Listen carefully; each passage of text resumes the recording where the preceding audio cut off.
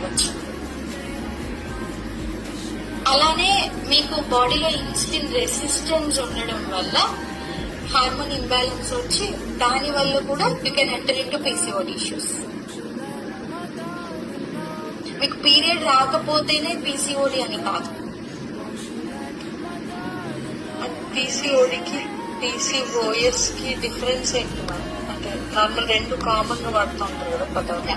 ఇప్పుడు metabolic syndrome కి metabolic disorder కి డిఫరెన్స్ ఏంటో సేమ్ పీసీఓడికి పీసీఓఎస్ కి కూడా ఏంటంటే పీసీఓడి అన్నది ఇనిషియల్ గా మన బాడీలో హార్మోన్ ఇంబ్యాలెన్స్ స్టార్ట్ అయ్యి దాని వల్ల మనకి ఏవైతే సిస్ట్ ఫామ్ అవ్వడం, హెర్సుటిజం, ఇంకా period irregularities, over bleeding, endometrial thickness, fibroids ఇవన్నీ ఫామ్ అయ్యి ఆల్ టుగెదర్ మనం పీసీఓఎస్ లో కనుక